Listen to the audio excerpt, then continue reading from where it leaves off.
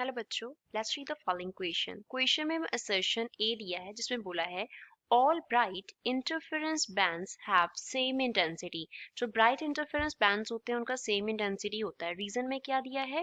Because all bands do not receive same light from to sources, क्योंकि जो सभी bands हैं वो टू सोर्सेस से सेम लाइट रिसीव नहीं करते।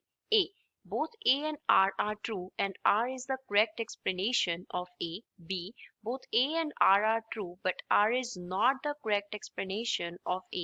C, A is true but R is false. D, A is false but R is true. E, both A and R are false.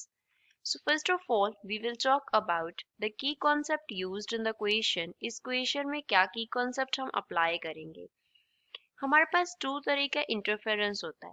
First, अगर तो लाइट वेव्स का constructive interference होता है, constructive interference होता है तो हमें क्या मिलता है? ब्राइट बैंड मिलता है, ब्राइट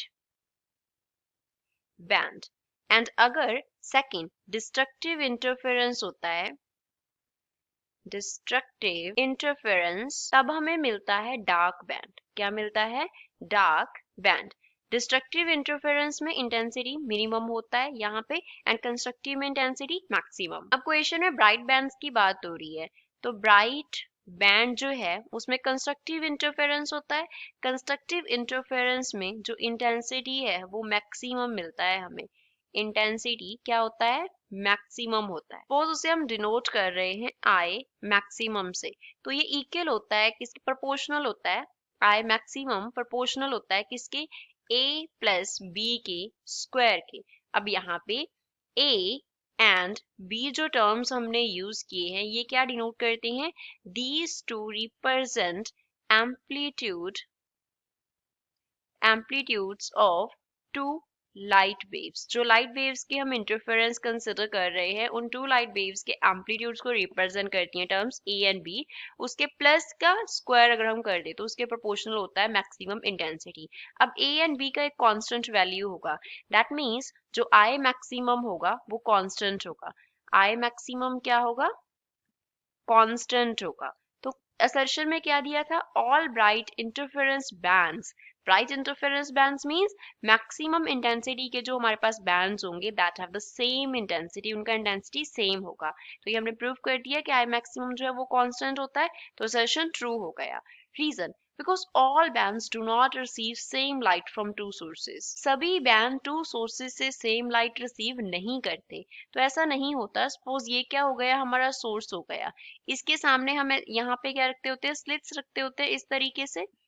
ये क्या हो गए? स्लिट्स हो गए। तो यहाँ पे अब जो सोर्स से लाइट आएगा तो वो टू स्लिट्स के थ्रू होता है हमारे पास।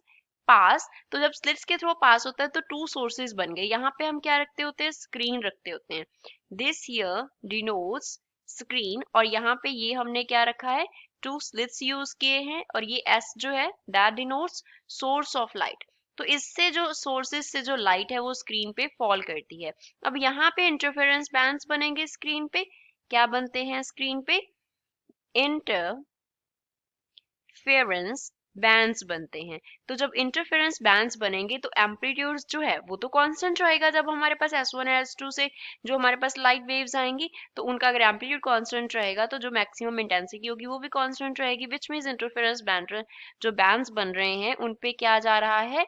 सेम लाइट जा रहा है टू सोर्सेज से, सेम लाइट रिसीव हो रहा है। तो रीजन में यही दिया था, जो बैंड्स हैं वो टू सोर्सेज से सेम लाइट रिसीव नहीं करते, विच मीन्स ये रॉन्ग है। हमारे पास जो गिवन स्टेटमेंट है वो फॉल्स है, ये हमें नहीं दिया, डोंट रिसीव दिया है यहाँ पे।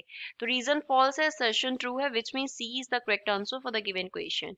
Assertion is true and reason is false. I hope you understood well. Thanks.